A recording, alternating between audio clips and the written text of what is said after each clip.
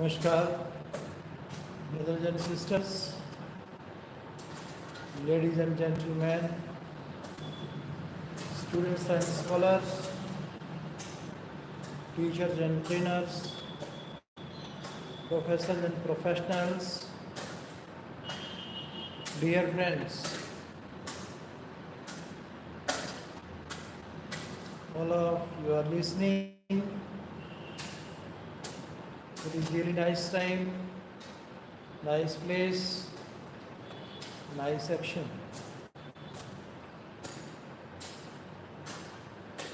Today we are discussing about Lord Krishna. What is written in all our holy scriptures of this holy land. It is to be known by our ministers for their research and development. The most exceptional thing is an eternal relationship with God. By the virtue of the acceptance of the relationship, there is a rapid augmentation. Chanting of God's name, meditation, kirtan, etc. are not perpetual, and there is always some interference. Whereas there is no interference in the relationship with God. For example, by sleeping, the marital relationship doesn't vanish. Similarly, in forgetfulness or sleep, our relationship with God doesn't vanish. It is perpetual and ever existing. There is exertion in performing chanting, etc. But a relationship is never tiring. This relationship is immediate and eternal. Like marriage breaks only if you break. If you accept that God belongs to me, then not even God can break this. Not even God can break this.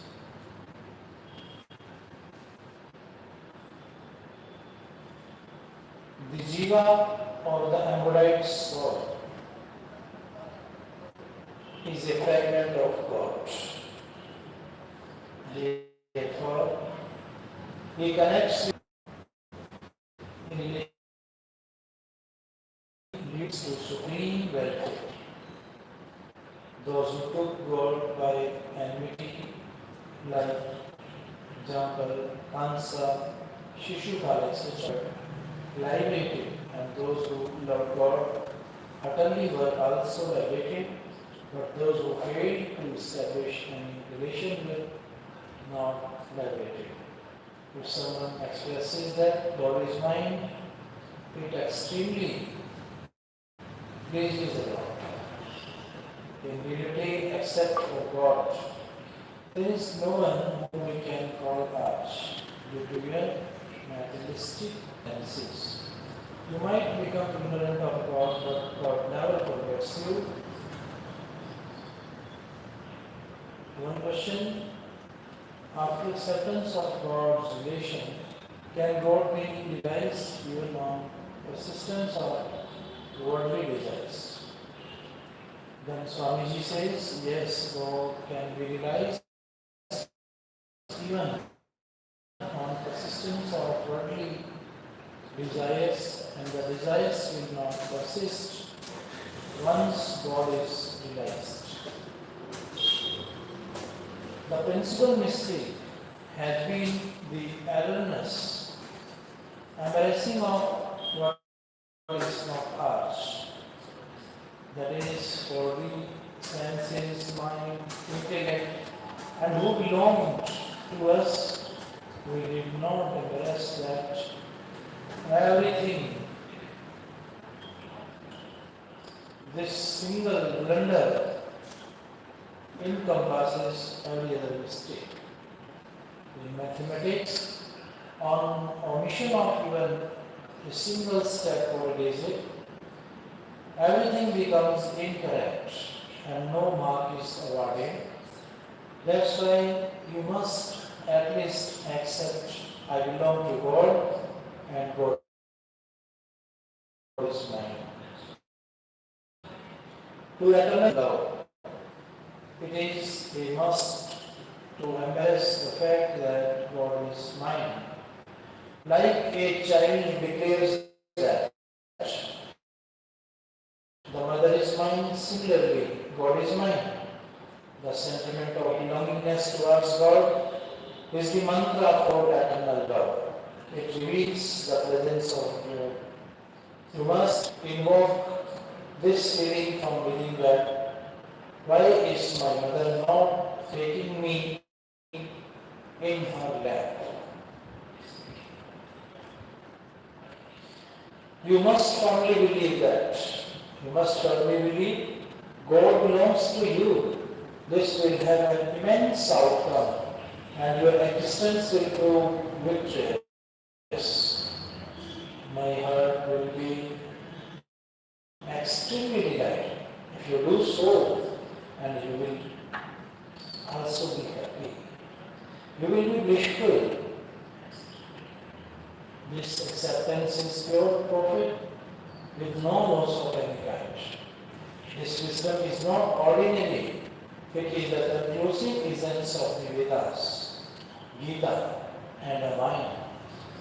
Even if you do not believe, the truth will remain absolute. It can never be a lie, but just have to embrace it from your end. Then even if the void persists, it will not be up to God to seal it. But you must never disregard this. Once accepted, keep on reiterating, I belong to God. This will naturally make you pristine. This will make you naturally pristine and pure. Is God feebler than a philosopher's stone, which transforms matter into pure gold? The purity which is attained by acknowledging the relationship with God can never be attained by our endeavors. The benefit which is not is obtained even after years of satsang will be achieved in a single day by accepting our belongingness to God. The stronger one associates with people and material objects, the lesser the one feels about his belongingness towards God. When it is properly understood and acknowledged that in the entirety of the limitless cosmos, there isn't even a speck of an object which belongs to us. Even the body, senses, mind, intellectual, intellect, ego doesn't belong to us nor exist for us. Then only can be the actual, quite experienced and understood. Actions by any of the three bodies, introspection and trance, samadhi, even they are not art, nor of any use to us. Only after the departure from our assumed relations with actions, introspection and trance, what is achieved, that twin visions only is ours and for us. We are fragments of God only. Till the time a human being has assumed that the body and the world are His and exist for Him. Till then He will listen, learn, orate, and lecture, but will not adequately understand the quintessence. The advancement of the seeker will not be substantial until the relationship with God is acknowledged. Whereas the progress would be effortlessly humongous if it is acknowledged, I belong to God. Accept this from within and your spiritual sustenance.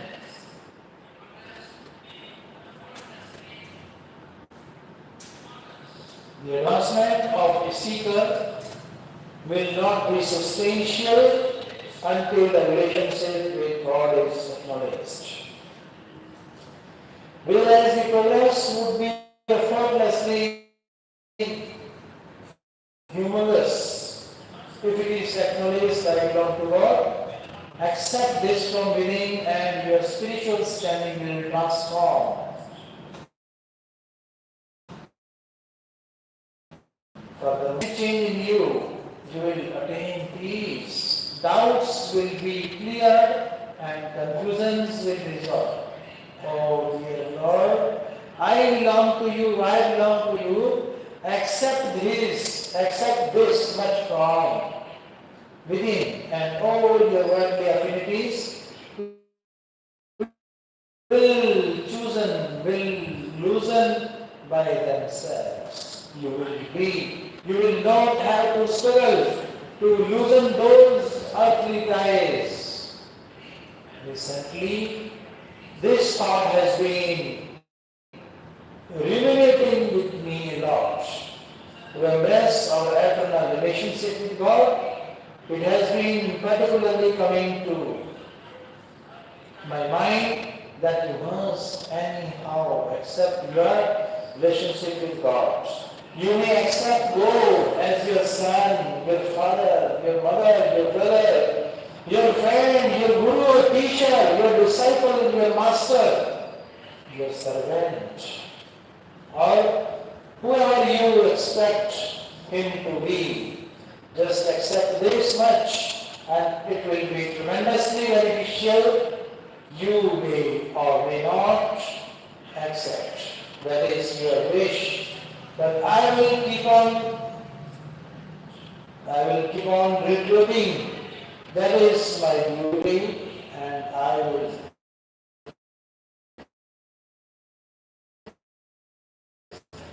even if you wish not to accept this, I will not be upset with you, but suddenly my heart will not be content.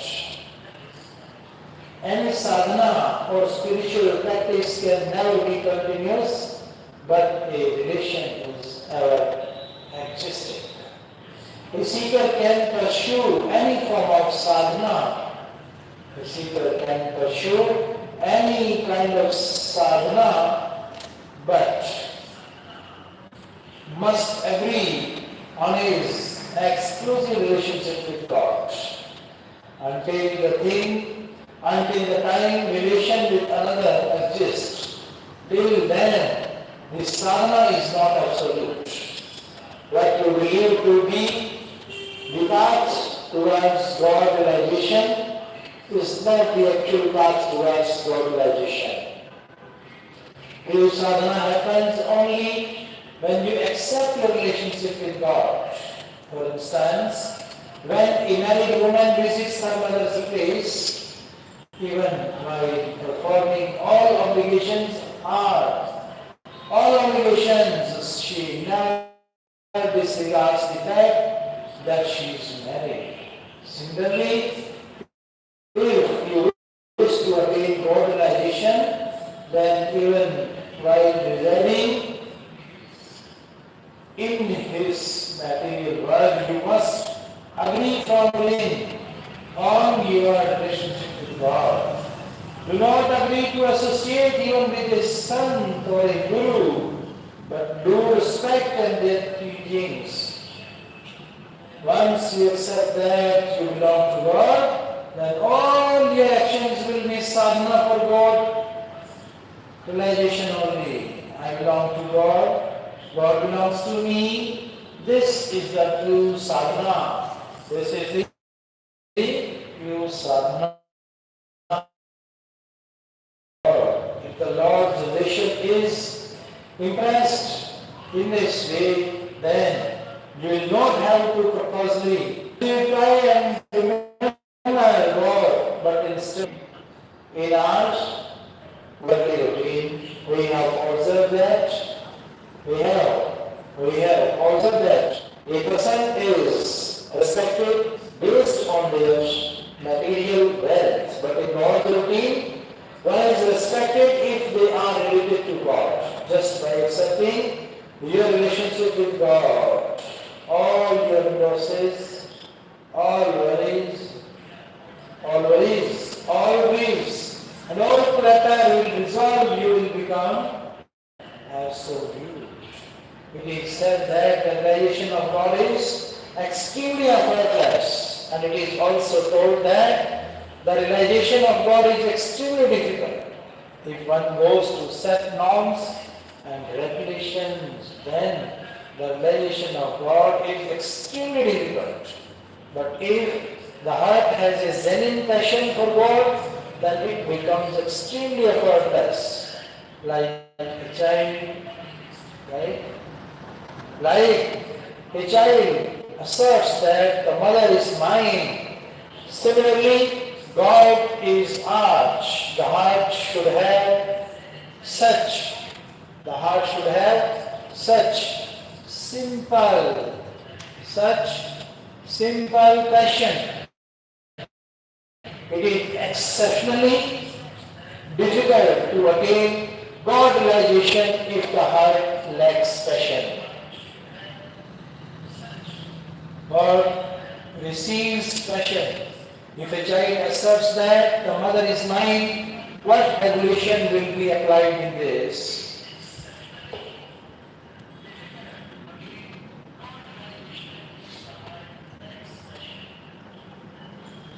The child never deems if he is qualified or suitable. By the virtue of his affection, he fondly and completely dominates his mother. Similarly, God is mine, simply accept this. If the child cries, the mother has to attend to her child, irrespective of what she was doing. Therefore, simple and honestly hail, "Oh Lord, oh my dear God, God is mine." This one truth surpasses everything. Without asserting any rules and regulations, one should particularly develop this single trait: God is mine. The passion for belongingness should be exceptional and foremost. Disregard every other fact. Don't focus even on your shortcomings, rather gaze only towards the Lord's gracious personality. There can't be anyone except God. No one can ever stay with us. For instance, when a mother watches her child play, her heart becomes full of love. Similarly, God's heart is full of love for each one of his souls. He wants to accept them, meet them, and converse with them. But this soul doesn't even glance at God.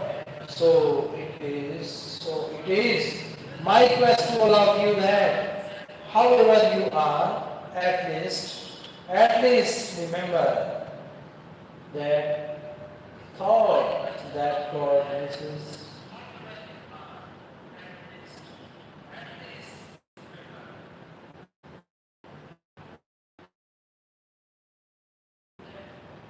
It is my request to all of you that however you are, at least remember this thought that God is mine. मेरे तो गिर गोपाल दूसरो ना कोई. If you accept this, you will never be unhappy again. There is no particular loss in accepting this, but pure and pure profit. Body, senses, soul, mind, intellect, etc. Nothing belongs to me. Only God is mine. If you accept this, you will be greatly benefited, greatly benefited, greatly benefited. Nothing else. Nothing else will bind you even in times of sickness. You will not be distressed but would experience eternal joy. The body might feel lethargic, but there will be eternal bliss within. Even if you develop 4 to 5 degrees of fever, you stop talking or you collapse. Even then, there will be no difference in the eternal joy within. This is an absolute truth. Since all of you have come from satsang, just accept that regardless of however we are, we belong to God. Regardless of however we are, we belong to God. Simply because of not accepting our belongingness to God, you will have to suffer. There is no doubt about this. There is no doubt about this. At each and every place you will take birth, die and suffer. Once the relationship with God is accepted, then be joyful. There is no need to do anything else if you bless God. Then God is happy. And sons are also happy. Everyone contents. No one can be upset because we are not grabbing somebody else's part, but taking what is rightfully ours. There is no sweat in accepting God, no fee, no learning, no reading, no memorization and no qualification. There is nothing in this material world that belongs to us.